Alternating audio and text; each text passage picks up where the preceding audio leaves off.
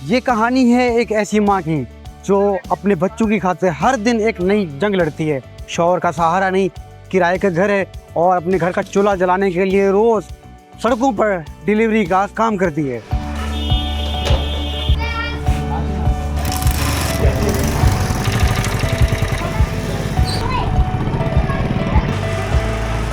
भाई ऑर्डर ले लिया है, ऑर्डर लेकर ये जा रही हैं जिना हॉस्पिटल की तरफ। 2023 से मैं फूड पढ़ना चला रही हूँ और इसमें मैं अपने बच्चों का खर्चा निकाल लेती हूँ। मैं रोज 12 घंटे काम करती हूँ और 1000 रुपया 1200 बन जाते हैं।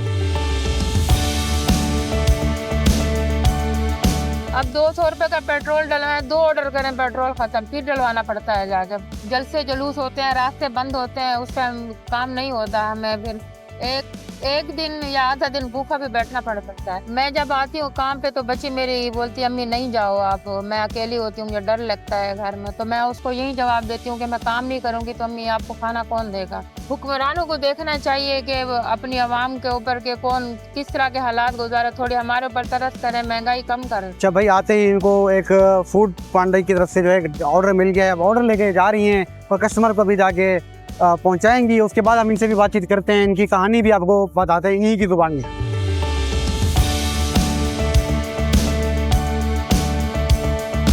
भाई ऑर्डर ले लिया है, ऑर्डर लेकर ये जा रही हैं जिना हॉस्पिटल की तरफ।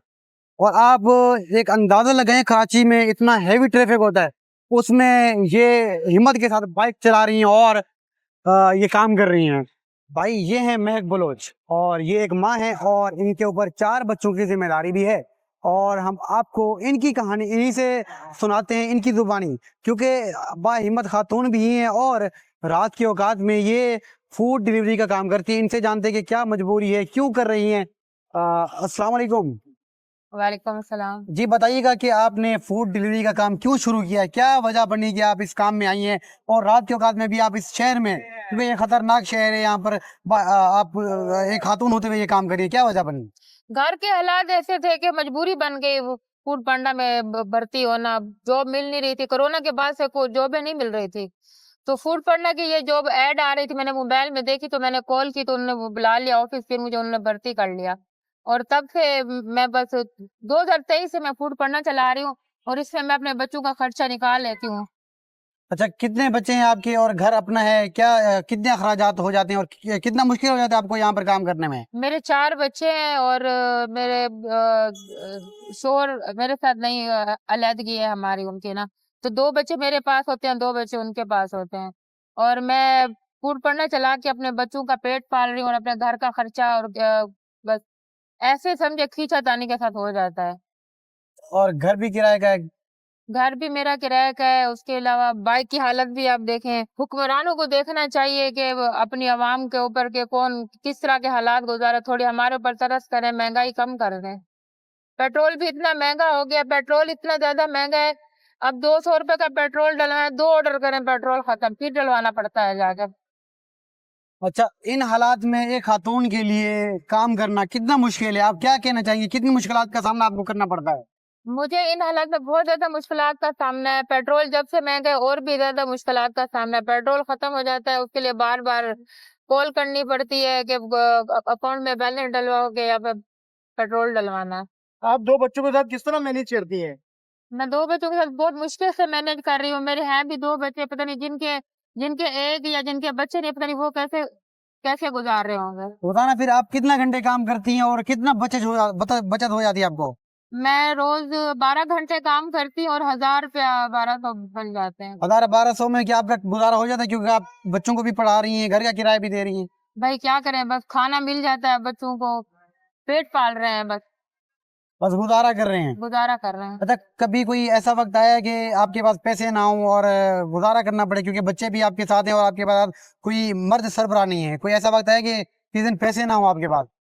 अमूमन ऐसा होता रहता है कि पैसे नहीं होते, क्योंकि जब फूड पांडा में काम कम होता है या जिस दिन जलसे जुलूस होते हैं, रास्ते बंद होते हैं, उस टाइम काम नहीं होता हमें। फिर एक एक दिन या आधा दिन भूखा भी बैठना पड़ सकता है। अच्छा, आप क्योंकि रात के औकात में ये काम करती है फूड डिलीवरी का, तो कभी कोई ऐसा वाकया पेश आया है आपके साथ कि किसी ने आपको हरासा करने की कोशिश की हो या कोई ऐसी मुश्किल पेश आई है आपके साथ? जी जी, ये तकरीबन हफ्ता पहले की बात है। मेरी बाइक खराब हुई, आप हालत देख रहे हैं। ये अभी तो कुछ ठीक है, पहले बहुत ज्यादा खराब थी। मैं गई मकीने को देने के लिए, बनवाने के लिए। उसने मुझे बोला एक रात इधर ही छोड़ दो, सुबह ले जाना, इसकी हालत बहुत खराब है। फिर मैंने बोला भाई इसको ठीक करके देना सही तरीके से, कि बंद हो जाती है बार बार, पेट्रोल भी ज्यादा ले रही है, मुझे ये ठीक करके देना, मैं कल आके ले लूंगी। जैसे ही मैं बाइक दे के आई हूँ, तो बच्चे ने बोला अम्मी मुझे कुछ ले दो खाने के लिए। मैंने उसको बोला आप इधर बैठो, मैं यहाँ से ले आती हूँ। जैसे ही मैं आई हूँ, मैंने देखा बच्चे को एक बंदा गलत हरकत कर रहा था।